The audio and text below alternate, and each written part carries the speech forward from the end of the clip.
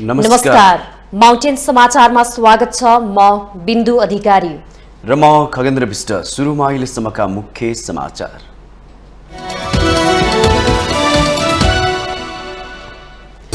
राष्ट्रपति निर्वाचनको मनोनयन दर्ता नजिकैसँगै सत्ता र विपक्षी समीकरणमा हलचल बढ्दै कांग्रेस सत्ता गठबन्धन भत्केमा ढुक्क, माओवादीलाई रोक्न ओलीले फाले नेपाल कार्ड। सरकारले संसदलाई बिजनेस दिन नसक्दा शून्य र विशेष समयमै सीमित बने हुँदै अधिवेशन, संसदीय समितिहरूले पनि पाएनन् पूर्णता।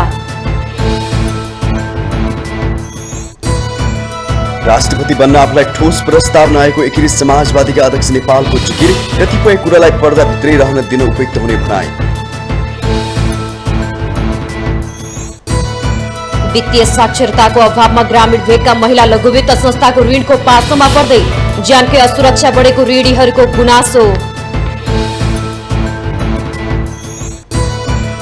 मिथिला मध्यमा परिक्रमालाई व्यवस्थित गरेर पर्यटन क्षेत्रमा टेवा पुग्ने स्थानीयको भनाई। नेपाल र भारत बीचको सांस्कृतिक सम्बन्धलाई प्रगाढ बनाउने विश्वास। रुसी राष्ट्रपति पुटिनद्वारा युक्रेन युद्धलाई लिएर संघीय संसदमा सम्बोधन, द्वन्द्वलाई शान्तिपूर्ण माध्यम मार्फत समाधान गर्न खोजेको भनाई।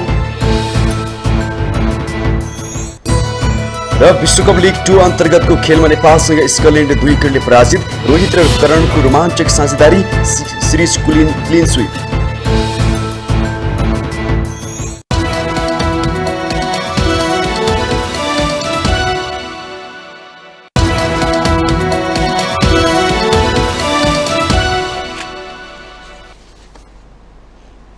अब समाचार विस्तारमा।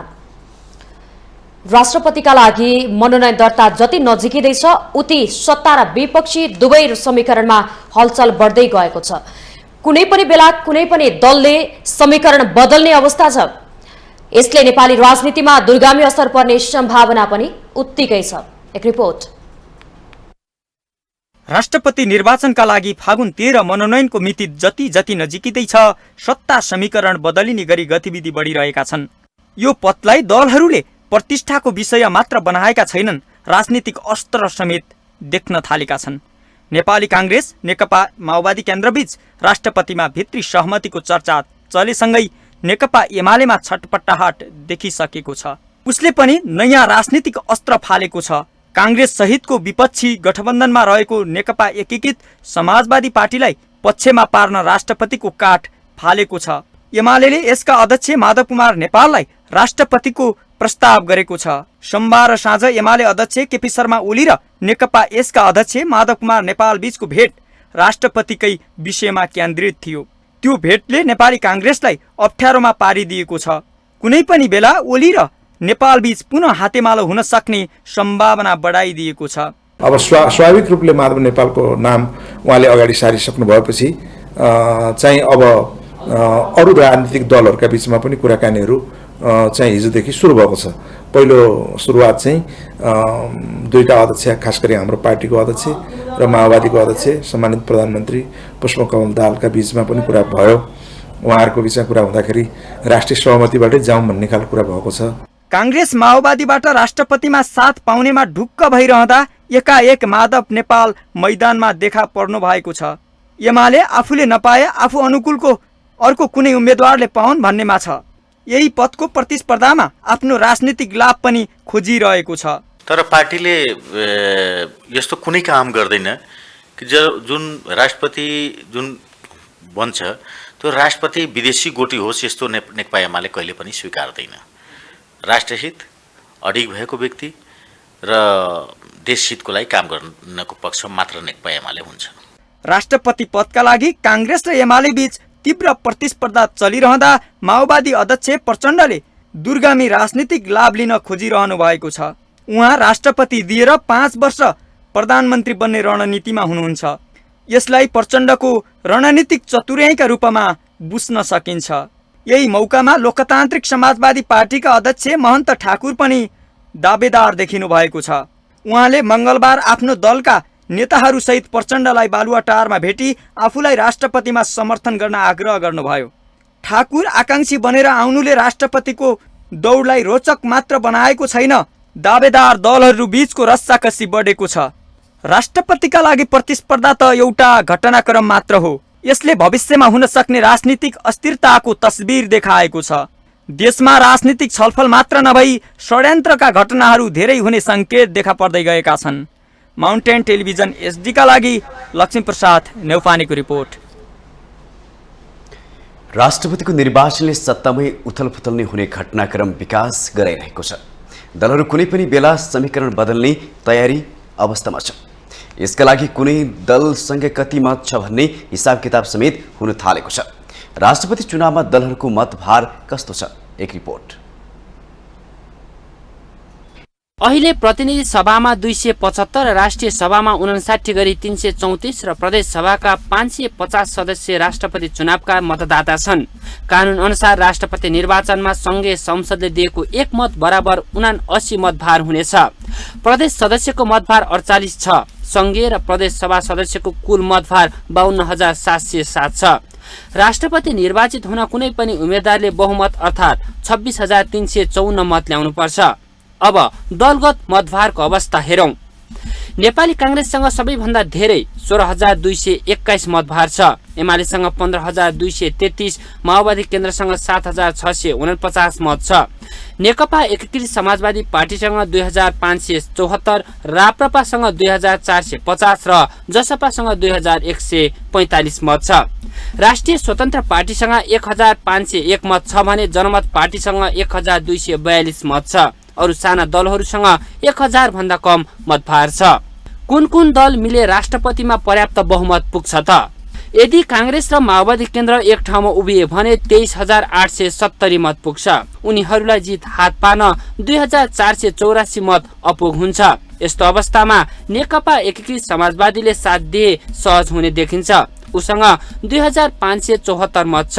यस्तो अवस्थामा कांग्रेस, माओवादी केन्द्र र एकीकृत समाजवादीको गठबन्धनले सजिलै राष्ट्रपति पद जित हासिल गर्न सक्छ। एकीकृत समाजवादी पछि सबभन्दा धेरै मतभार भएका जसपा, राप्रपा र राष्ट्रिय स्वतन्त्र पार्टी हुन्। यी मध्ये कुनै एक मात्र दलको साथले कांग्रेस माओवादीलाई बहुमत पुग्दैन। तीन मध्ये कुनै दुई दलको साथ पाए कांग्रेस माओवादीको उम्मेद्वारको जित सहज हुन्छ। जसपा, राष्ट्रिय स्वतन्त्र पार्टी र राप्रपा मध्ये एउटालाई लिएर कांग्रेस माओवादी कम मतभार भएको अर्को दलसँग मिल्न सक्छ। किनकि जनमत पार्टीसँग 1,242, लोकतान्त्रिक समाजवादी पार्टीसँग 971 र नागरिक उन्मुक्ति पार्टीसँग 813 मतभार छ। अब एमाले र माओवादी केन्द्रसँग अन्य दलको समीकरणलाई हेरौं। एमाले र माओवादी केन्द्र एक ठाउँमा उभिँदा यी दुई दलको मत 22,882 हुन आउँछ, जुन राष्ट्रपति चयन हुन 3,472 मत अपुग हुन्छ। यस्तो अवस्थामा राष्ट्रिय स्वतन्त्र पार्टी र राप्रपाले साथ दिए भने अहिलेको गठबन्धनबाट राष्ट्रपति बन्ने अवस्था छ। माओवादीले एमालेलाई साथ नदिए के हुन्छ? माओवादी केन्द्रको समर्थन बिना एमालेलाई राष्ट्रपति निर्वाचन जित्न कठिन पर्छ। तर साना दलहरूलाई कांग्रेस र माओवादीको खेमाबाट एक्लाउन सके उसलाई असम्भव भने छैन, जसका लागि एमालेले एकीकृत समाजवादी पार्टी, जसपा, राप्रपा, राष्ट्रिय स्वतन्त्र पार्टी, जनमत पार्टी, नागरिक उन्मुक्ति पार्टी र लोकसभाको साथ पाउनुपर्छ। कांग्रेसलाई पनि माओवादी केन्द्र बाहेकको गठबन्धन बनाउन कठिन छ। एमाले र माओवादीलाई पन्छाएर राष्ट्रपति पाउन कांग्रेसले साना दलहरूको साथ लिँदा 23,966 मत पुग्छ, तर उसलाई थप 2,388 मतभार अपुग हुन्छ। यसका लागि कांग्रेसलाई 2,450 मतभार रहेको राप्रपाको पनि साथ चाहिन्छ। यसरी हेर्दा राष्ट्रपति निर्वाचनमा यसपटक माओवादी केन्द्र नै लगभग निर्णायक शक्ति देखिन्छ।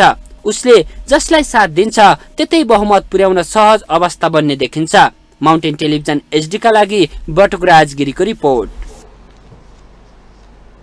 सरकारले बिजनेस नदिँदा यसपटकको हिउँदे अधिवेशन शून्य र विशेष समयमै सकिने भएको छ। सरकारले बिजनेस नदिँदाखेरि संसदले राम्रोसँग काम गर्न नसकेको भनेर गुनासो गरिरहेका छन्। संसद सचिव प्राविधिक कुराहरूमा अल्झिँदा संसदीय अन्य गतिविधिहरू हुन सकेका छैनन्। संसद सचिवालयका प्रवक्ता एकराम गिरीले अघिल्लो प्रतिनिधि सभापछि निष्क्रिय भएका विधेयकहरूलाई पुनः दर्ता गर्ने गरी सरकारले हाल कुनै पनि विधेयक नल्याएको बताउनुभयो।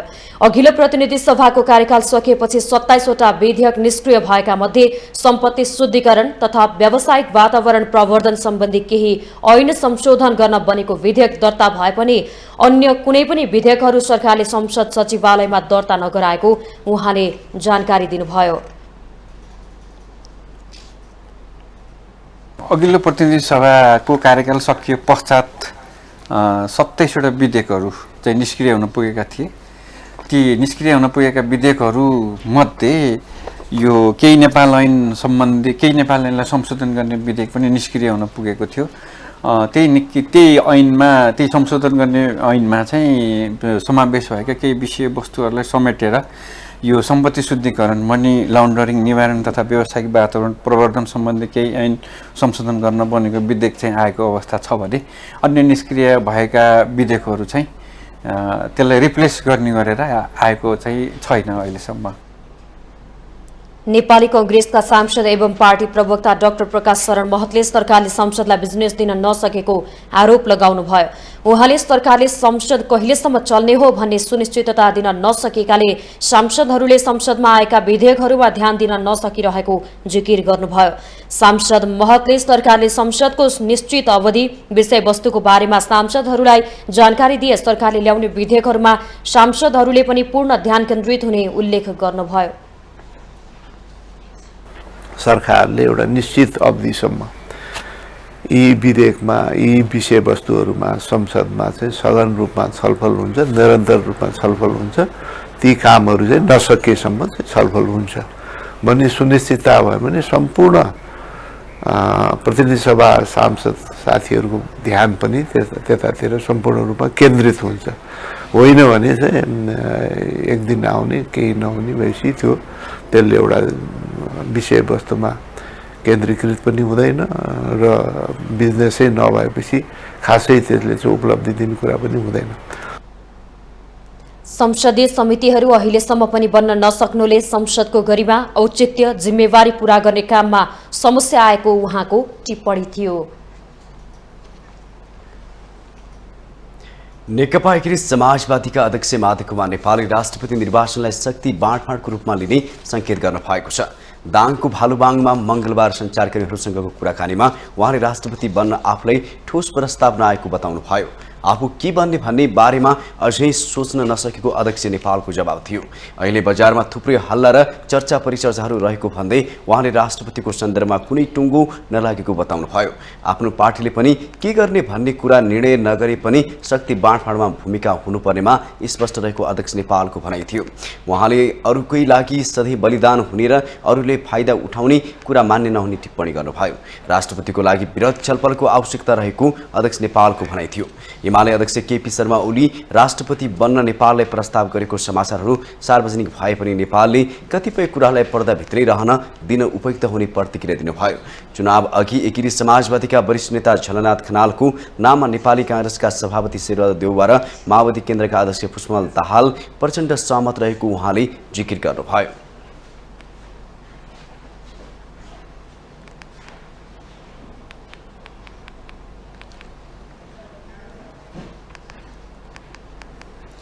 लोकतान्त्रिक समाजवादी पार्टी लोसपाका नेताहरू अध्यक्ष महन्त ठाकुरलाई राष्ट्रपतिको उम्मेद्वार बनाउन दौडधुपमा लागेका छन्। केपी शर्मा अध्यक्ष ठाकुर सहितका नेताहरूले मंगलबार दिउँसो प्रधानमन्त्री प्रचण्ड र साँझ एमाले अध्यक्ष केपी शर्मा ओलीलाई भेटेका छन्। मंगलबार प्रधानमन्त्री प्रचण्डलाई भेटेर उनीहरूले अध्यक्ष ठाकुरलाई राष्ट्रपतिमा राष्ट्रिय सहमतिको उम्मेद्वार बनाउन प्रस्ताव गरेका हुन्। बालुवाटारमा भेटेर ठाकुरलाई राष्ट्रपति उम्मेद्वार बनाउन राखेको प्रस्तावमा प्रधानमन्त्री प्रचण्डले सकारात्मक रूपमा लिँदै आफ्नो तर्फबाट पहल गर्ने वचन दिएको नेता राजेन्द्र महतोले जानकारी दिनुभयो। लोसपाका नेताहरूसँगको संवादमा प्रधानमन्त्री प्रचण्डले आफू राष्ट्रिय सहमतिमै राष्ट्रपति बनाउनुपर्छ भन्ने पक्षमा रहे पनि अहिलेसम्म कोही व्यक्तिको हकमा निर्णयमा नपुगेको दोहोर्याउनु भएको थियो। लोसपाका नेताहरू बुधबार बिहान कांग्रेस सभापति शेरबहादुर देउवासँग भेटेर ठाकुरलाई राष्ट्रपतिको उम्मेद्वार बनाउन आग्रह गर्ने भएको छ।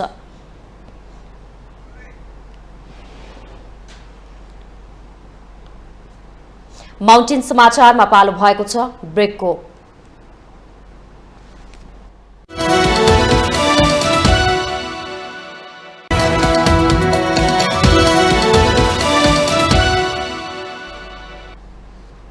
ब्रेकपछि स्वागत छ। अब बाँकी समाचार।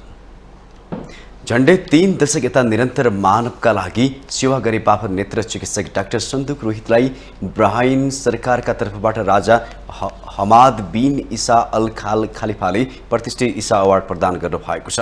मङ्गलबार राजधानी मनामा स्थित इसा सांस्कृतिक केन्द्रमा आयोजित विशेष समारोहमा राजा हमाद बिन इसा अल खलिफाले $1 बिलियन राशि झण्डै 14 करोड रुपियाँको पुरस्कार तथा सम्मान डाक्टर रुइतलाई प्रदान गर्नुभएको हो। राजा हमाद बिन इसा अल खलिफाले लोकहितकारी कामको अर्थमा डाक्टर रुइतले सबैभन्दा योग्य, अमूल्य र प्रभावकारी काम गर्दै आएको बताउनुभयो। इसा अवार्ड कमिटीका अध्यक्ष शेख मोहम्मद बिन मुबारक अल खलिफाले पनि डाक्टर रुइत मानव हितकारी अर्थमा संसारकै लागि उदाहरण रहेको उल्लेख गर्नुभयो। 2009 मा स्थापित यो सम्मान हरेक 2 वर्षमा मानवताका लागि सेवा गर्ने विश्वभरकै व्यक्ति संस्थालाई प्रदान गरिँदै आएको छ। तेलगङ्गा आँखा प्रतिष्ठानका कार्यकारी निर्देशक डाक्टर रुइतले विकास उन्मुख मुलुकका नागरिकमा रहेको अन्धोपनको उपचारमा गरेको निरन्तरताको प्रयत्नमा निम्ति बहराइन सरकारले यो विशिष्ट सम्मान प्रदान गरेको हो।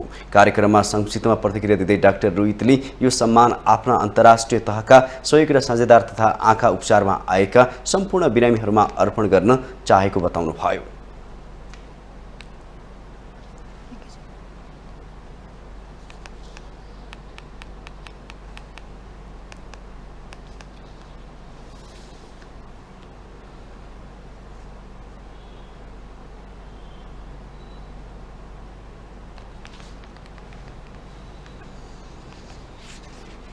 राष्ट्रपति विद्यादेवी भण्डारीले आम नागरिकलाई सुलभ रूपमा गुणस्तरीय स्वास्थ्य उपचार सेवा दिन आग्रह गर्नुभएको छ।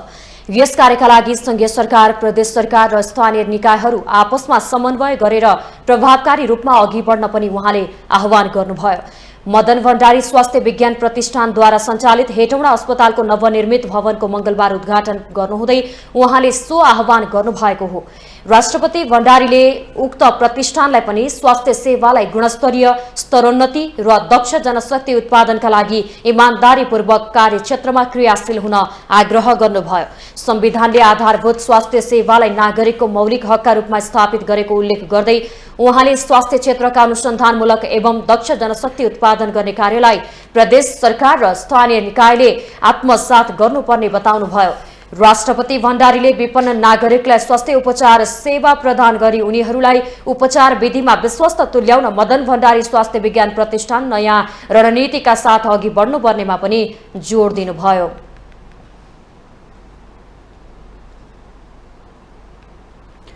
लघुवित्त वित्तीय संस्थाहरूले घरमै पुगेर यातना दिने गरेको भन्दै ऋणीहरूले लघुवित्त खारिज गर्नुपर्ने माग गरेका छन्। पछिल्लो समय लघुवित्तका कारण गाउँमा बस्ने महिलाहरू असुरक्षित महसुस गर्नका साथै तराईका जिल्लाहरूमा ऋणीहरू यातना खेप्न बाध्य भएका छन्। एक रिपोर्ट।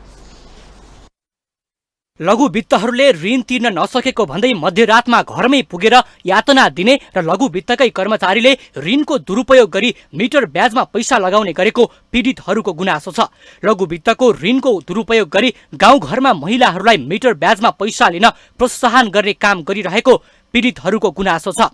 गाउँघरमा लघुवित्त संस्थाका कर्मचारीले सुरुमा समूह निर्माण गरी ऋण लिन प्रोत्साहन गर्ने गरेका छन्। लघुवित्तले ऋण तिर्न नसकेकाहरूको नाम पत्रिकामा छपाइदिने, कर्मचारीलाई मध्यरातमा समेत ऋणीहरूको घरमा पठाउने तथा मानसिक र शारीरिक यातना दिने गरेका छन्। किस्ता तिर्न नसक्दा लघुवित्तले हरेक वर्ष ब्याज समेत सावामा जोडेर नयाँ ऋण बनाउने गरेको पीडितहरूको गुनासो छ। मोहतरीकी लघुवित्त पीडित पुनम कुमारी महतो 2072 सालदेखि लघुवित्त र मिटर ब्याजीको समस्या खेप्नु परेको बताउनुहुन्छ। पछिल्लो समय तराईका जिल्लाहरूमा मिटर ब्याजी साहुहरूले महिलाहरूलाई सडकमा निर्वस्त्र बनाएर कुटपिट गर्ने गरेका छन्। त्यति मात्र होइन, लघुवित्तका कर्मचारीहरू राति समेत घरमा गई शरीरमा थुक्ने, शरीर व्यापार गरेर भए पनि ऋण तिर्न भन्दै यातना दिने, शौचालयमा थुनिदिने, घरमा ताल्चा लगाइदिने गरेको ऋणीहरूको गुनासो छ। त्यतिकै मिटर ब्याजले त्यति लघुवित्तले, किनभने लघुवित्त 9 बजे रातिसम्म सर बसिबस्छ चुलोको पछाडि भात पकाउने ठाउँमा। जिउमा थुक छ सर, भन्छ रोडमा किचाएर मर भने मेरो ऋण सक्छ, फाँसी झुन्डेर मर, 20 दिन्छु किनेर खा, जिउ व्यापार गर। के हामीहरू यो देशको नागरिक होइन? यो देशको बस्ने अधिकार हामीहरूको छैन? यस्तो यस्तो समस्या दिन्छ, टोयलेटमा थुनिदिन्छ, मेरो घरमा बस, म जे भन्छु त्यो गर। यो लघुवित्त संस्थाले कर्मचारी राखेको तानाशाही राखेको हो। मैले महिना 12,000 रुपियाँ गरेर दिनु पर्दैछ अनि सर हामीलाई निकाल्दिनु अहिले पैसा त्यहाँबाट 5,000 10,000 भन्नु भन्यो भने छैन तपाईँको बचत कहाँबाट हुन्छ 1,000 रुपियाँ हामीले राख्छु बचत सेवा शुल्क भन्छ बिमा भन्छ त्यहाँ 10,000 काटेर राख्नुहुन्छ सरहरूले अनि हामी त अब के गर्ने सर लास्टै भयो अब यसो 2-3 कठा खेत पनि थियो त्यो पनि पिल्ट्यो अलिअलि यसो गहना लगा त्यो पनि पिल्ट्यो अब छोराछोरी र आफू मात्रै छ बुढा पनि विदेशबाट फर्केर आउनु भयो अब के भन्नु 10वटा 11वटा किस्तामा छु। रौतहटकी दिल्ली कुमारी कार्की मिटर ब्याजमा लिएको ऋण तिर्न लघुवित्तबाट ऋण लिएको बताउनुहुन्छ। उहाँले लघुवित्तबाट 1 लाख रुपियाँ ऋण लिएर महिनाको 12,000 किस्ता बुझाउँदा समेत कहिल्यै नसकेको बताउनुभयो। जति किस्ता तिरे पनि त्यति नै ऋण देखाउने गरेको उहाँको गुनासो छ। कर्मचारीहरू घरमा आएर यातना दिँदा 13 वर्षको छोरीले 3 महिना अगाडि आत्महत्या गरेको कार्की बताउनुहुन्छ। बारम्बार घरमा आउने टर्चर गर्ने ऋणीहरूले टर्चर गर्ने मैले गाउँबाट पनि निकालेर मैले उहाँलाई तिर्दा पनि लास्टमा घरमा गरेर अहिले 3 महिना भयो मेरो 11 वर्षको छोरीले सुसाइड गरेको छ। अहिले म बाध्यताले म यस्तो ठाउँमा आउनु परेछ। अहिले 10,000 को भाडा बोलेर मैले मेरो छोरो पढाएर बसेको छु। म अहिले घरमा छैन म सबै मेरो सर्वस्व लुटिसकेको छ।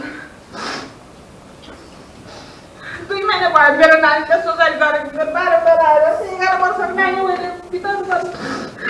उदार बजार अर्थतन्त्रमा लघुवित्त संस्था आफै जिम्मेवार बन्नुपर्ने भए पनि पछिल्लो समय त्यस्तो देखिएको छैन। लघुवित्तबाट ऋण लिने 33 लाख ऋणी छन्। राष्ट्र बैंकले सुपरिवेक्षण गरेपछि ऋणीबाट लिन पाइने भन्दा बढी असुल गरेको 1 अर्ब 60 करोड सेवा शुल्क फिर्ता गर्न लघुवित्तहरू तयार छन्। माउन्टेन टेलिभिजन एचडीका लागि आशिष रेग्मीको रिपोर्ट। मुलुकको बृहत्तर समुन्नतिको उद्देश्य राख्दै ग्रामीण भेगका जनताको वित्तीय पहुँच विस्तार र आय आर्जन वृद्धि गर्न स्थापना भएका लघुवित्त पछिल्लो समय विवादित बन्दै गएका छन्। लघुवित्त संस्थाले चर्को ब्याज दरमा ऋण प्रवाह गरेको तथा मिटर ब्याजीकै अर्को अवतारका रूपमा लघुवित्तहरू प्रकट भएको ठानिन थालिएको छ। एक रिपोर्ट। नेपाल राष्ट्र बैंकबाट इजाजत पत्र प्राप्त गरी विपन्न तथा न्यून आय भएका व्यक्ति र महिलाहरूलाई सदस्य बनाई तिनीहरूबाट नियमित बचत संकलन गरी सामूहिक जमानीमा कृषि तथा लघु उद्यम व्यवसाय सञ्चालन गर्न बिना धितो लघु कर्जा प्रवाह गर्ने संस्थालाई लघुवित्त वित्तीय संस्था भनिन्छ। नेपालभर हाल 64 वटा लघुवित्त सञ्चालित छन् जसमा 4,000 शाखा रहेका छन्। 33 लाख महिलाले लघुवित्तबाट ऋण लिएको तथ्याङ्क छ। नेपाल राष्ट्र बैंकले लघुवित्त वित्तीय संस्थाले ऋणीको आमदानी हेरी सामूहिक जमानी मा धितो लिएर 15 लाख र बिना धितो 7 लाख रुपियाँसम्म ऋण दिन सक्ने व्यवस्था गरेको छ। लघुवित्त संस्थाका सञ्चालकहरू पनि पछिल्लो समय देखिएको व्यथितिमा आफूहरूको कमजोरी स्वीकार गर्दछन्। लघुवित्तहरू पनि मर्जरमा जान आवश्यक रहेको भन्दै उनीहरूले दोषी देखेका संस्थालाई कारबाही गर्नुपर्ने बताउँछन्। एउटै मान्छेले तपाईले बोक्न नसक्ने भारी बोक्यो भने के हुन्छ? बस्छ। हिजो माइक्रो फाइनान्सको जुन ब्युटी लघुवित्तको जुन ब्युटी थियो अहिले ब्युटी हराएको छ। हिजोको छलफलमा त्यो देखियो। एउटा मान्छेले 12-15 वटासम्म संस्थाबाट जाने पैसा जम्मा कलेक्सन गर्ने लिने अनि जाने एउटाबाट यता गर्ने भाग्ने यो त हाम्रो त सिकाएको होइन नि त। तर पनि समस्या छन्। त्यसको जाने कहीँ जाने वित्तीय साक्षरताको कुरा होस् या त्यसको जाने पैसा लिइसकेपछि उत्पादनमा जोड कसरी दिने अथवा त्यसको ट्रेनिङ दिने कुराहरू हुनसक्छ। त्यो विषयमा चाहिँ हामी अलग तरिका छलफल गर्न सक्छौँ। तर अहिले जुन माइक्रो फाइनान्स धेरै खोल्यौँ अथवा गाउँ गाउँमा लग्यौँ हिजो कम थियो त्यसको डिमान्ड हाई थियो अहिले धेरै हो त्यसको मिसयुज भएको हामीले पनि महसुस गरेका छौँ। बैंकको ब्याज दर भन्दा महँगोमा लघुवित्तले सेवा शुल्क सहित 28 देखि 36% सम्म ऋण प्रवाह गर्दा ऋणीहरू मर्कामा परेको सरकारवालाहरू बताउँछन्। अर्कातिर सरकारको नीतिमा त्रुटि हुँदा यस्ता संस्था उद्देश्य अनुरूप चल्न नसकेको विज्ञहरूको टिप्पणी छ। सोसियल वर्क र सोसियल इम्पावरमेन्ट गर्नुको साटो माइक्रो फाइनान्स कम्पनीहरू बढी मुनाफामुखी भए अनि ब्याङ्कबाट महँगो दरमा जति रेटमा पाइन्छ त्यतिमा ऋण लिने अनि त्यो चाहिँ त्यसमा फेरि मुनाफा थपेर होलसेलरले मुनाफा थप्ने भयो। त्यसपछि रिटेलरले मुनाफा थपेर आफ्नो खर्च जोडेर चाहिँ त्यो गरिब किसान जसको चाहिँ घरबारै छैन तिनीहरूलाई दिँदाखेरि चाहिँ यो समस्या आएको। मूल समस्या भनेको बेरोजगारी हो किनभने सरकारले पुँजीगत खर्च गर्न सकेन। त्यो चाहिँ पूर्वाधारहरू निर्माण गरेन जसले गर्दा नेपालमा उद्योग धन्दा चौपट भयो। नेपालको चाहिँ जुन एक्सपोर्ट चाहिँ घटेको छ आयात इम्पोर्ट चाहिँ बढेको छ जसको असर चाहिँ यो लघुवित्तदेखि ब्याङ्क वित्तीय संस्थामा अहिले आर्थिक सङ्कटको रूपमा देखा परेको जस्तो मलाई लाग्छ। वित्तीय साक्षरता नभएका ग्रामीण भेगका जनतालाई ऋणको पासोमा पुर्याउने संस्थाहरूको काम कारबाहीप्रति नियमनकारी निकाय र सरकारले बेलैमा ध्यान दिन आवश्यक देखिन्छ। होइन भने लघुवित्तका कारण पीडा भोगेका मानिसहरूको संख्या बढ्दै जाँदा ठूलै सामाजिक समस्या निम्तन बेर लाग्दैन। माउन्टेन टिभी एचडीका लागि क्यामेरामा विवेक श्रेष्ठको साथमा विद्या तामाङको रिपोर्ट। संस्कृतिविद डाक्टर जगमान गुरुङले नेपाली समाज विकृतिले भरिन थालेको टिप्पणी गर्नु भएको छ। मंगलबार काठमाडौँमा आयोजित दोलखाको चरणावती तीर्थबारे छलफल कार्यक्रममा उहाँले विकृति रूपमा अघि बढिरहेको नेपाली समाजलाई सच्याएर अघि बढाउनु पर्नेमा जोड दिनुभयो। नेपालीहरूले पुरानो संस्कृति र संस्कार बिर्सिएकाले यसलाई पुनः उजागर र प्रवर्धनको आवश्यकता रहेको संस्कृतिविद गुरुङको भनाइ छ। उहाँले नेपाली समाजलाई विदेशीहरूले हेर्न पाउने लायक बनाउनु पर्ने आवश्यकता उन्याउनु भयो। नेपालको राजनीतिक वर्गले नेपालीहरूको दिमागको सही सदुपयोग गर्न टिप्पणी गर्दै उहाँले नेपाली समाजमा छाडा संस्कृति हाबी भइरहेको बताउनु भयो। नेपाली समाज धेरै अगाडि बढेको छ, धेरै अगाडि। त्यो स्वीकृतिमा अनि विकृतिमा हाम्रो पुरानो संस्कार हामीले छोडिसक्यौँ, सद्भाव हामीले चाहिँ छोडिसक्यौँ। आपसी सद्भाव छैन अहिले। तर नेपालीहरूलाई आपसी सद्भाव के हो त? उहिले बाजे पालेको कुरो के थियो? अहिले हामीले कसरी बिर्स्यौँ? कसरी बिर्सेर हामीले दुःख पायौँ?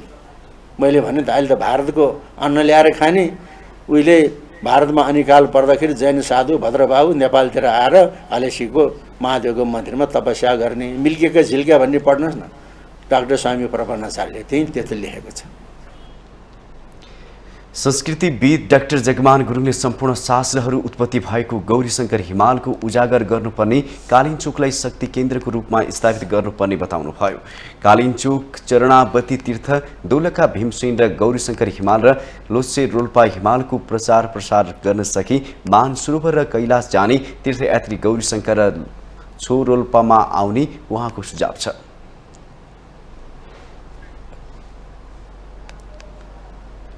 माउन्टेन समाचारमा पालो भएको छ ब्रेकको।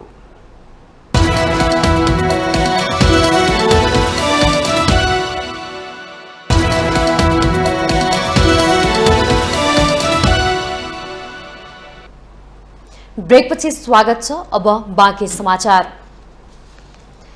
बेवारिसी सबको व्यवस्थापनको क्षेत्रमा निरन्तर सक्रिय छिन् सपना रोका मगर। अविचलित छिन् उनी अनि सब व्यवस्थापनका साथ समाज सेवामा पनि सक्रिय। एक रिपोर्ट। पशुपति क्षेत्रमा पुग्दा हातमा ग्लोभ्स लगाई कुचो समातेर पशुपति मन्दिरको फोहोर बढारिरहेकी थिइन् सपना रोका मगर। म्याग्दीको बरङ्जा घर भई काठमाडौँमा बसोबास गर्दै आएकी 21 वर्षीय सपना तिनै हुन् जसलाई बीबीसीले सन् 2020मा विश्वको उत्प्रेरक र प्रभावशाली 100 महिलाको सूचीमा समेटेको थियो।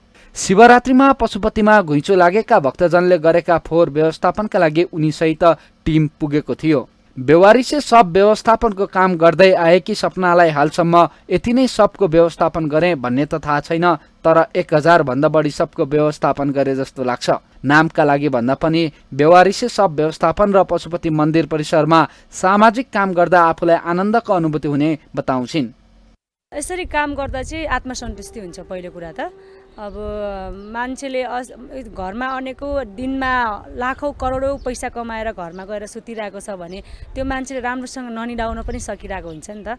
म आज एक दिनमा 10वटा लास जलाएर अनि आज पशुपति एरिया झाडु लगाएर घरमा गएर म आनन्दले निदाएर सुत्छु नि त। त्यो एउटा आत्मसन्तुष्टि, मनमा आनन्द हुन्छ। हो आज त मैले यतिजनाको सेवा गरेँ, आज त मैले यतिवटा लासको व्यवस्थापन गरेँ, आज त मैले यति क्षेत्रमा मैले सरसफाइ गरेँ। त्यो एक किसिमको मनमा आनन्द हुन्छ नि त। त्यो कारणले गर्दा चाहिँ आत्मसन्तुष्टि नै हुन्छ भनौँ न। सामान्य परिवारकी सपना काठमाडौँ आएदेखि उनको दैनिकी पशुपतिमा नै बित्ने गरेको थियो। किन पशुपति आउँदा घरमै आए जस्तो हुने बताउँछिन्। अचेल त यो ठाउँमा बेवारिसे सब व्यवस्थापन गर्न आउनु भन्ने फोन आउँछ, कहिले सरसफाइ गर्न त कहिले बिरामीलाई औषधि ल्याइदिनु भन्दै फोन आउने गरेको सुनाउँछिन्। अब कहिले लास जलाउनु पर्यो भनेर हस्पिटलबाट फोन आउँछ, कहिले अब सरसफाइ गर्नु पर्यो भन्ने हुन्छ, कुनै ठाउँमा को बिरामी पर्यो खाद्यान्न पुर्याइदिनु पर्यो भन्ने खबरहरू आउँछ। मैले अहिलेसम्म 1000वटा भन्दा धेरै नै भइसक्यो, बढी नै भइसक्यो, तर एक्ज्याक्टली काउन्ट चाहिँ छैन, तर धेरै नै भइसक्यो। अब आर्थिक जो यस्तो हुन्छ, अब सबैलाई भन्दाखेरि दुःख देखायो यताउति भन्ने गर्छ, तर पशुपतिमा कहिले 10वटा लास जलाएर म यहीँकै भाइहरूलाई माग्ने, जो मागेर पैसा कमाइरहेको भाइहरूलाई म 10 रुपियाँ मागेर म गाडी चढेर म रुमसम्म पुग्छु कि कहिले कसो।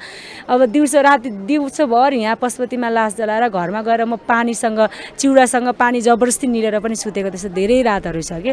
पहिले बाध्यताले बेवारिसे सबको व्यवस्थापन गरेकी सपनाले अहिले रहरले त्यही काम गर्दैछिन्। उनलाई योभन्दा फरक क्षेत्रमा काम गर्न समेत विभिन्न अवसरहरू नआएका होइनन्, तर यो क्षेत्र छोड्नै मन नलाग्ने बताउँछिन्। कहिले काहीँ काम गर्दा गर्दै कोठामा पुग्ने भाडा नै हुँदैन अनि साथीभाइलाई मागेर जान्छन् र कोठामा पुगेर खुसीका साथ चिउरा र पानी खाँदै सुत्छिन्। तर पनि सपनासँग सेवाको भाव जीवितै छ। जसरी पिपलले ठुलो ढुङ्गामा पनि जरो गाडेर आफूलाई ठड्याउँछ, त्यसरी नै हजारौं पीडाका बीच मुस्कुराइरहेकी वर्तमान समाजका लागि सपना आफैमा सन्देश बनिरहेकी छिन्। माउन्टेन टेलिभिजन एसटीका लागि क्यामेरामा निखिल कपालीका साथ सन्दीप शर्माको रिपोर्ट। नेपाल र भारत बीचको धार्मिक सांस्कृतिक महत्त्वलाई मिथिला मध्यमा परिक्रमाले वर्षौंदेखि प्रगाढ बनाउँदै आइरहेको छ।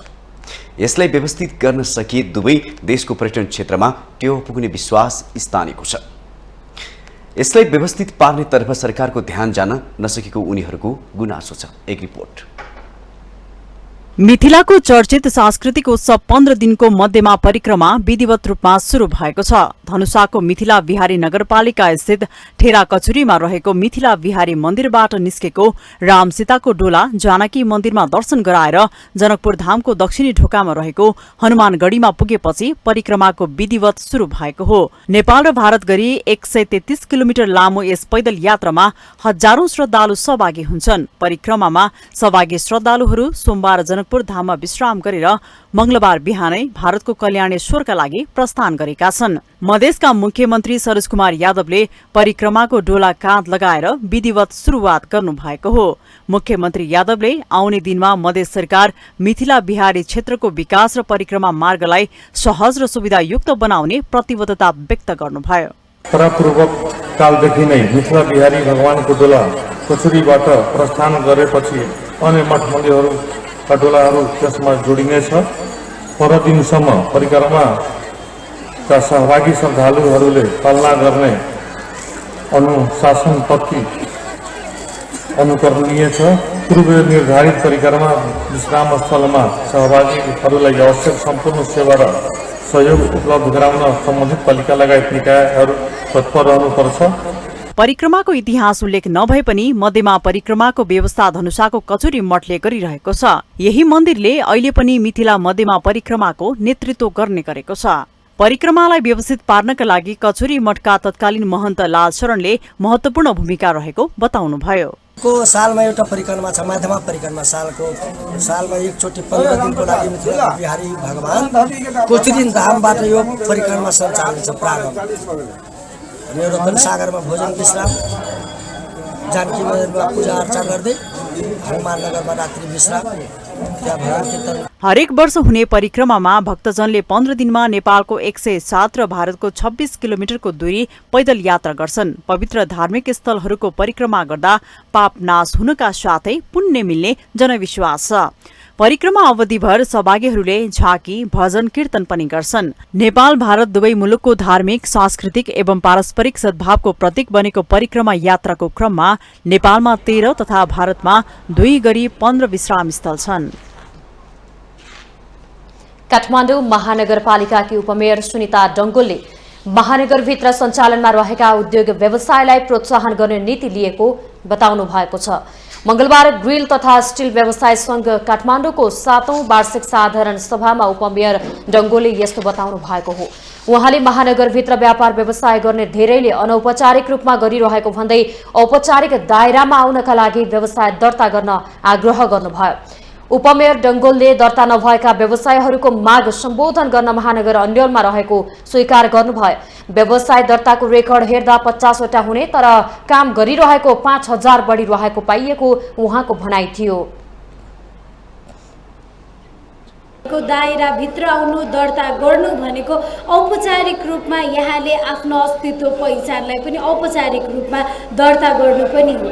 जबसम्म दर्ता गर्दैनौँ तबसम्म त्यहाँ भएका समस्याहरूको सम्बोधन गर्न हामी आफैलाई पनि अन्यलमा पढ्छौँ हामी आफैलाई पनि गाह्रो हुन्छ किनभने डेटा रेकर्ड हेऱ्यो भने 50वटा हुन्छ तर काम गरिरहेको 5000वटा हुन्छ भनेपछि हामीले त्यसलाई व्यवस्थित रूपमा अघि बढाउन हामीले योजनाहरू बनाइरहँदाखेरि कार्यक्रमहरू अघि सारिरहँदाखेरि पनि त्यो डेटाबाट गर्दाखेरि धेरैको दर्ता नहुनुको कारणले गर्दाखेरि हाम्रा नीति कार्यक्रमहरू फेल हुनुको मुख्य कारण पनि त्यो एउटा पनि हो। कार्यक्रममा ग्रिल तथा स्टिल व्यवसाय महासंघका अध्यक्ष मोहन कटुवालले अत्यावश्यक सेवा दिँदै आए पनि राज्य र उपभोक्ताबाट उपेक्षित भएको गुनासो गर्नुभयो। उहाँले राज्य र उपभोक्ताबाट अपेक्षित हुनुको प्रमुख कारण सरकारको अदूरदर्शी नीति भएको दावी गर्नुभयो। अनि उपभोक्ताबाट पनि हामी उपेक्षित छौँ।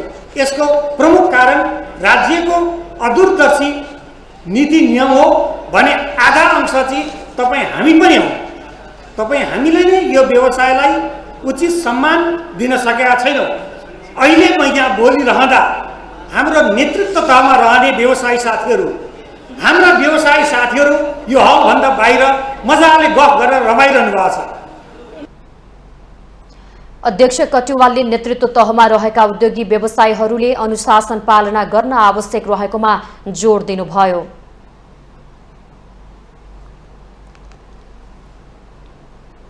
हामीसँग आर्थिक अन्तर्राष्ट्रिय र खेल समाचार बाँकी नै छन्। माउन्टेन समाचारमा पालो भएको छ ब्रेकको।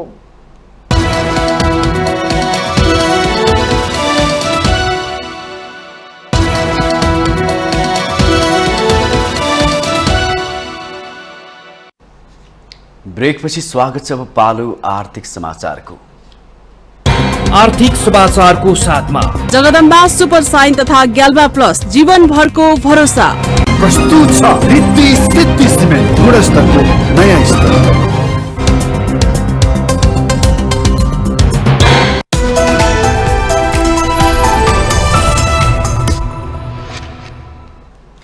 बाँकेमा मुख्य नाका बाहेक अन्य कुनै पनि नाकामा भन्सार कार्यालय नहुँदा राजस्व सङ्कलनको लक्ष्य भेटाउन समस्या भइरहेको नेपालगञ्ज भन्सार कार्यालयले जनाएको छ। जिल्लाका विभिन्न क्षेत्रका नाकाहरूमा रहेका 7वटा छोटी भन्सार कार्यालयहरू करिब 2 दशक अघि सशस्त्र द्वन्द्वको बेला बन्द गरिएकोमा हालसम्म पुनर्स्थापना हुन नसकेको छ। ती नाका हुँदै ठूलो परिणाममा विभिन्न सामग्री राजस्व छलेर खुल्ला रूपमा भारतबाट भित्रिने गरेकोले राजस्वको लक्ष्य पूरा गर्न समस्या भइरहेको नेपालगञ्ज भन्सार कार्यालयका सूचना अधिकारी डल्लु प्रसाद शर्माले बताउनुभयो। उहाँले गत केही वर्ष यता छोटी भन्सार बन्द गरिएका नाकाहरूबाट खुल्ला रूपमा चोरी पैठारी बढेको कारण राजस्व सङ्कलनको लक्ष्य पूरा गर्न नसकेको जिकिर गर्नुभयो। छोटी भन्सार हालसम्म पनि पुनर्स्थापना नहुँदा अवैध आयात निर्यात बढेकोले दैनिक ठूलो परिणाममा राजस्व चुहावट भइरहेको भन्सार कार्यालयको भनाइ छ। गाउँको बाटोबाट भित्रिने माल सामानको भन्सार गर्ने छोटी भन्सार पुनर्स्थापना नगरिँदा भारतसँग सीमा जोडिएका गाउँको बाटोबाट खुलेआम तस्करी हुने गरेको स्थानीयको भनाइ छ। छोटी भन्सार नभएका नाकाहरूबाट पैदल मोटरसाइकल र साइकलमा राखेर दैनिक ठूलो परिणामको माल सामान राजस्व चलेर नेपाल भित्रिने गरेको स्थानीय बताउँछन्। नेपालगञ्ज उद्योग वाणिज्य सङ्घका अध्यक्ष अब्दुल वाहिद मन्सुरीले यति लामो खुल्ला सिमानामा एउटा मात्र भन्सार हुँदा चोरी पैठारी अत्याधिक बढेर राजस्व सङ्कलनसँगै व्यापार व्यवसायमा पनि प्रभावित भएको बताउनुभयो।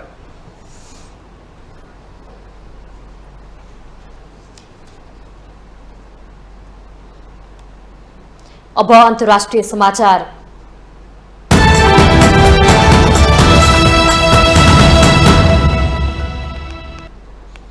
रूसी राष्ट्रपति भ्लादिमिर पुटिनले रूसले युक्रेन द्वन्द्वलाई शान्तिपूर्ण रूपमा समाधान गर्न चाहेको बताउनु भएको छ।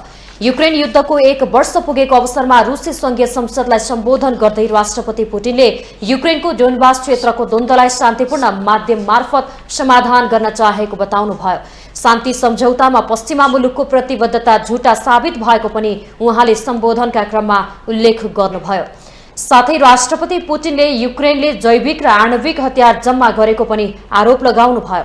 आफूहरूले शान्तिपूर्ण रूपमा समस्या समाधान गर्न सबै प्रयास गरे पनि नेपथ्यमा अर्कै दृश्य मञ्चन भइरहेको थियो भन्दै उहाँले पश्चिमाहरूले राजनीतिक हत्या र विश्वासघातको प्रयास गरेको दावी गर्नुभयो। राष्ट्रपति पुटिनले पश्चिमा मुलुक र युक्रेनले नै युद्ध सुरु गरेको आरोप लगाउनुभयो। अमेरिकी राष्ट्रपति जो बाइडेनले युक्रेन भ्रमण गरेको केही घण्टामै रुसी राष्ट्रपति पुटिनले मंगलबार यस्तो प्रतिक्रिया दिनुभएको हो। युक्रेन रुस युद्धको 1 वर्ष पुगेको अवसरमा बाइडेन युक्रेन पुग्नु भएको थियो। पोल्यान्डको राजधानी वार्सा पुगेर बाइडेनले युक्रेन युद्धबारे सम्बोधन गर्ने बताइएको छ।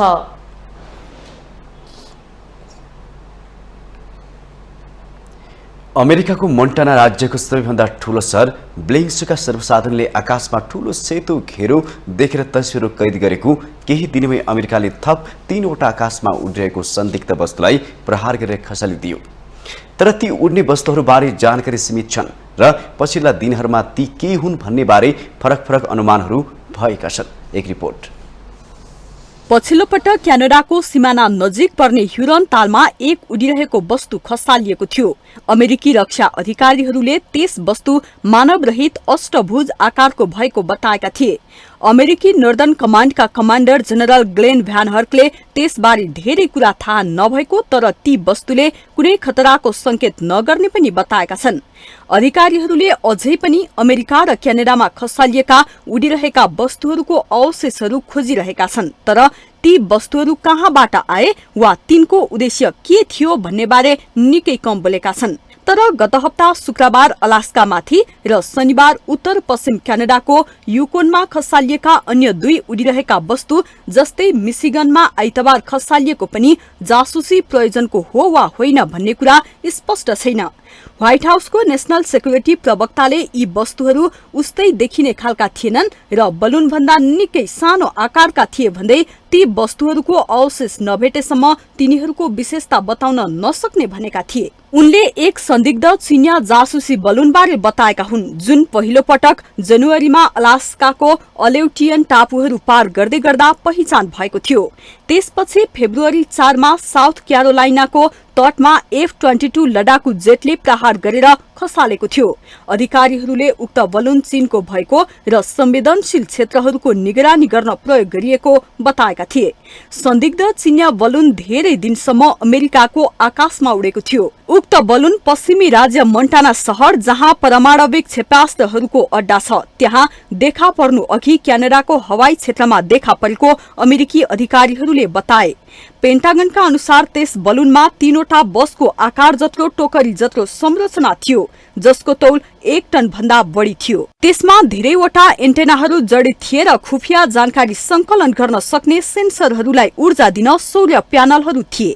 अमेरिकी तथ्याङ्क अनुसार चीनसँग अन्तरिक्षमा आधारित लगभग 300 भू उपग्रहहरूको बृहत निगरानी सञ्जाल छ। उक्त संख्या अमेरिकाको भन्दा दोस्रो धेरै हो। आकाशमा उडिरहेका 4वटा वस्तु खसालेपछि अमेरिकी सेनाले उच्च सतर्कता अपनाएको छ। पहिलो बलून खसालिएपछि अमेरिकी विदेश मन्त्री एन्टोनी ब्लिङ्कनको बेजिङ भ्रमण रद्द भएको थियो। चीनले उक्त वस्तु जासुसी प्रयोजनको निम्ति नभई मौसम अनुगमन गर्न छाडिएको उपकरण भएको बताएको थियो। सोमबार चीनको विदेश मन्त्रालयले अमेरिकाले गत वर्ष मात्रै आफ्नो हवाई क्षेत्रमा 10 पटक भन्दा बढी बलूनहरू उडाएको बताएको थियो। अमेरिकी अधिकारीहरूले हालसम्म अज्ञात रहेका 3 वस्तुहरूको उद्देश्य खोजिरहेका छन् तर ती खुफिया जानकारी संकलन गरिरहेका हुन् भन्ने प्रमाण नहुँदा गैर सैनिक हुन सक्ने आकलन गरेका छन्। माउन्टेन टेलिभिजन एचडीका लागि प्रमिला भण्डारीको रिपोर्ट। अब खेल समाचार।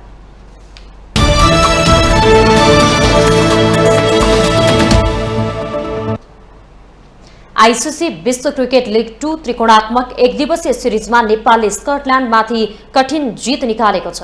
यो सँगै नेपालले विश्वकप लीग 2 मा पहिलो पटक 4 खेल जित्न सफल भएको हो। एक रिपोर्ट। कृतिपुर स्थित त्रिवी मैदानमा भएको खेलमा नेपालले टस जितेर स्कटल्यान्डलाई ब्याटिङको निम्तो दिएको थियो। स्कटल्यान्ड 46 ओभरमा अल आउट हुँदै नेपाललाई 213 रनको लक्ष्य दिएको थियो। स्कटल्यान्डका लागि जर्ज मुन्सेले सर्वाधिक 60 रनको योगदान दिए। साथै म्याथ्यू क्रसले 42 तथा ब्रान्डन म्याक्युमुनले 31 रन जोडे। स्कटल्यान्डले दिएको लक्ष्य पछ्याउने क्रममा खराब सुरुवात गरेको नेपाललाई कप्तान रोहित कुमार पौडेलले अन्तिमसम्म सम्हाल्दा नेपालको जित सम्भव भएको हो। नेपालले 44.1 ओभरमा 8 विकेटको नोक्सानीमा स्कटल्यान्डले दिएको लक्ष्य चुम्न सफल भयो। नेपालका लागि कप्तान रोहित कुमार पौडेलले अभिजित रहँदै 101 बलमा सर्वाधिक 95 रनको योगदान दिए। साथै रोहितलाई साथ दिँदै करण केसीले अभिजित 31 रन जोडे। ज्ञानेन्द्र मल्लले 21 रन बनाउँदा कुशल मल्लले 17 तथा आसिफ शेखले 12 रन जोडे। स्कटल्यान्डका लागि मार्क वार्टले सर्वाधिक 3 विकेट लिए भने क्रिस ग्रिप्सले 2 विकेट लिए। यसअघि नेपालका लागि सन्दीप लामिछानेले सर्वाधिक 4 विकेट लिए भने करण केसीले 3 विकेट लिए। ललित राजवंशी र कुशल मल्लले समान 1-1 विकेट लिए। यसअघिका 2 खेलमा नामिबियालाई हराएको नेपालले लिगको शीर्ष स्थानमा रहेको च्याम्पियन टोली स्कटल्यान्डलाई पहिलो खेलमा 3 तथा दोस्रो खेलमा 2 विकेटले हराउन सफल भएको हो। 36 खेलमा 24 जित र 10 हार बेहोरेको स्कटल्यान्ड 50 अङ्कका साथ शीर्ष स्थानमा यथावत छ। ओमान 44 अङ्कका साथ दोस्रो स्थानमा रहँदा 34 खेलमा 18 जित र 15 हार बेहोरेको नामिबिया 37 अङ्कका साथ तेस्रो स्थानमा छ। अमेरिका 35 अङ्कका साथ दोस्रो स्थानमा रहँदा युएई 27 अङ्कका साथ पाँचौं स्थानमा छ। नेपाल 28 खेलमा 12 मा जित र 14 मा हार सहित 26 अङ्कका साथ छैठौं स्थानमा छ। ओमान र स्कटल्यान्ड सोझै विश्वकप छनौटमा पुगिसकेका छन्। तालिकाको शीर्ष 3 टोली सोझै ग्लोबल छनौटमा खेल्नेछन्। विश्वकप छनौट खेल्न नेपालले अब बाँकी रहेका 8 खेल जित्नुपर्ने हुन्छ। साथै नेपालले एक दिवसीय मान्यता जोगाउन 8 मध्ये 6 खेल जित्नुपर्नेछ। माउन्टेन टेलिभिजन एचडीका लागि आशिष रेग्मीको रिपोर्ट। स्कटल्यान्ड, नामिबिया र नेपाल सम्मिलित त्रिकोणमा श्रृङ्खला स्वीप गरेपछि नेपाली टोलीका कप्तान रोहित कुमार पौडेलले अभ्यस्त पिचबाट नेपाली टोलीले सफलता निकालेको बताएका छन्। कीर्तिपुर स्थित त्रिभुवन विश्वविद्यालयको मैदानमा श्रृङ्खलाको अन्तिम खेलमा नेपालले स्कटल्यान्डमाथि 2 विकेटको रोमाञ्चक जितपछि कप्तान पौडेलले घरेलु मैदानमा गरेको अभ्यासले सफलता मिलेको प्रतिक्रिया दिए। नेपाललाई रोमाञ्चक दिलाएका रोहितले युएईमा हुने श्रृङ्खलामा पनि यसै लयलाई निरन्तरता दिने लक्ष्य लिएको बताए। ट्रेनिङ कुरा गर्दाखेरि सुरुमा चाहिँ 10-15 दिन चाहिँ हामी ओपन नेटहरू पनि गऱ्यौँ होइन, एकदम कन्डिसन राम्रोसँग बुझिसकेका थियौँ सबैजनाले होइन। अनि सरले पनि त्यही हिसाबले चाहिँ सर्ट खेल्दै बस भनेर भनिरहेको थियो कि फ्री खेल भनेर भनिरहेको थियो सरले पनि होइन। अनि त्यसकै रिजल्ट मलाई फिल हुन्छ होइन। अब अहिले चाहिँ हामी 1 गेम एट अ टाइम लिएर गइरहेको छौँ होइन। दुबईमा गएर पनि अब त्यसै खेल्ने होइन। अहिले क्लियर छ होइन, सबै फाइनल छ हाम्रो लागि होइन। अनि त्यसपछि चाहिँ सबै 1 गेम एट अ टाइम लिएर जाने हो। धेरै ओभर एक्साइटेड हुनु भएन। नयाँ प्रशिक्षक नियुक्त भएसँगै ब्याटिङ सुधारमा केन्द्रीय टोलीले श्रृङ्खलाबाट सुधारको सङ्केत दिएको छ। श्रृङ्खलाको अन्तिम खेलमा सफलता निकालेपछि प्रशिक्षक मोन्टी देसाईले खेलाडीलाई दिएको जिम्मेवारी सही तरिकाले प्रयोग गर्दा सफलता मिलेको बताए। I'm acknowledging it purely for the whole team. For me, all these boys needed that, and to get that acknowledgement from the crowd, for them to support them, for the sweat. I wouldn't say tears yet, but the sweat that they've been putting in and the effort that they've been putting in, it's been a great journey so far. I'm not even putting my thought there. श्रृङ्खलाको अन्तिम खेलमा कप्तान पौडेल र करण केसीले 75 रनको साझेदारी गरेपछि नेपालले विश्वकप क्रिकेट लिग 2 को च्याम्पियन स्कटल्यान्डमाथि 2 विकेटको रोमाञ्चक जित निकालेको हो। अब लिग 2 श्रृङ्खला अन्तर्गतको खेलका लागि नेपाल युएई भ्रमण गर्ने तालिका छ। भ्रमणमा नेपालले युएई र पपुवा न्युगिनीसँग श्रृङ्खला खेल्नेछ।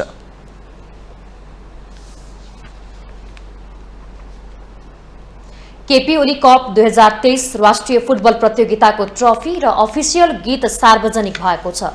केपी ओली कप 2023 राष्ट्रिय फुटबल प्रतियोगिताको उद्घाटन फागुन 11 गते एन्फा कम्प्लेक्स 7 बाटोमा हुने भएको छ। फुटबल प्रतियोगिता 17 गतेसम्म चल्ने र फाइनल प्रतियोगिता सोही दिन हुने राष्ट्रिय युवा संघका अध्यक्ष किरण पौडेलले जानकारी दिनुभयो। प्रतियोगितामा 8 वटा ए डिभिजनका समूहहरू सहभागी हुने उहाँले बताउनुभयो। प्रतियोगितामा प्रथम हुने समूहलाई 10 लाख रुपैयाँ, रनर अपलाई 5 लाख रुपैयाँ, बेस्ट प्लेयरलाई 1 लाख रुपैयाँ, बेस्ट गोलकिपरलाई 1 लाख रुपैयाँ, प्रत्येक म्यान अफ द म्याचलाई 15,000 रुपैयाँ र प्रत्येक म्याचको विजेता टिमलाई 25,000 रुपैयाँको दरले पुरस्कार राशि राखिएको उहाँले जानकारी दिनुभयो। अध्यक्ष पौडेलले केपी ओली राष्ट्रिय युवा संघको संस्थापक अध्यक्ष भएकाले उहाँको सम्मान गर्न र समकालीन नेताहरूमध्ये ओलीले खेलकुद बुझेको र चासो राख्ने भएकाले उहाँको नाममा फुटबल प्रतियोगिता गरिएको बताउनुभयो। ओली समर्थकको ध्यानलाई खेलकुद क्षेत्रप्रति केन्द्रित गर्न सकेमा खेलकुद क्षेत्रमा ठूलो लगानी र योगदान हुने सम्भावना बढ्ने भएकाले पनि यो प्रतियोगिता गरिएको उहाँले उल्लेख गर्नुभयो। यसलाई केही न केही मात्रामा हो भने कम गर्न सकिन्छ कि भन्ने हाम्रो सोच हो। त्यसै उद्देश्यको साथ हामीले यो गरेका छौँ र केपी ओली प्रतिको यो खेलाडीहरूलाई सम्मान दिने, खेल क्षेत्रभित्र अझै बढी आर्थिक चलायमान बनाउनको एउटा वातावरण निर्माण गरे, सँगै हाम्रो संस्थापक अध्यक्ष केपी ओलीज्यूको सम्मान पनि गर्ने, एकैपटक यो सबै उद्देश्य पूरा गर्नको निम्ति यो च्याम्पियनसिप आयोजना गर्यौँ।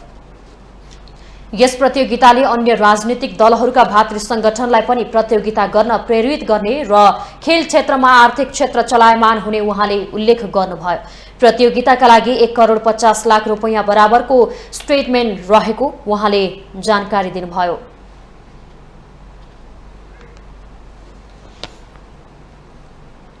माउन्टेन समाचारमा पालो भएको छ अर्को ब्रेकको।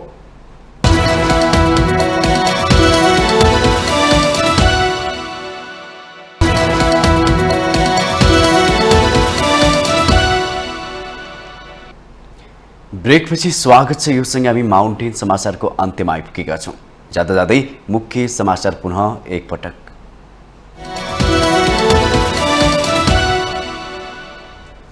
राष्ट्रपति निर्वाचनको मनोनयन दर्ता नजिकिएसँगै सत्ता र विपक्षी समीकरणमा हलचल बढ्दै कांग्रेस सत्ता गठबन्धन भत्किनेमा ढुक्क, माओवादीलाई रोक्न ओलीले फाले नेपाल कार्ड।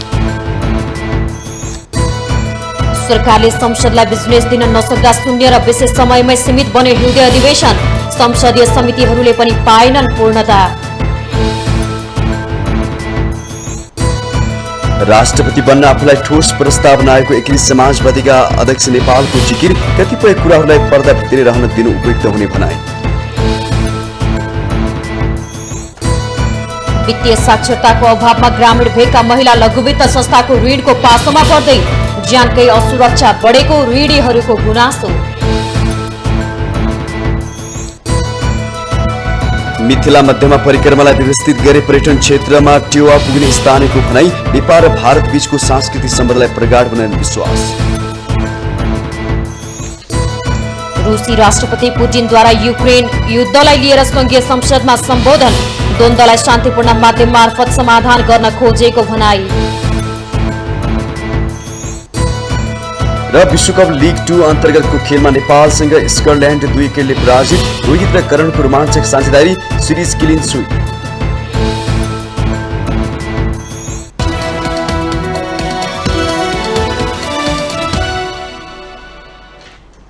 माउन्टेन समाचार अहिलेलाई सकियो। सत्य, तथ्य र निष्पक्ष समाचारका लागि माउन्टेन टेलिभिजन HD हेर्दै रहनुहोला। नमस्कार।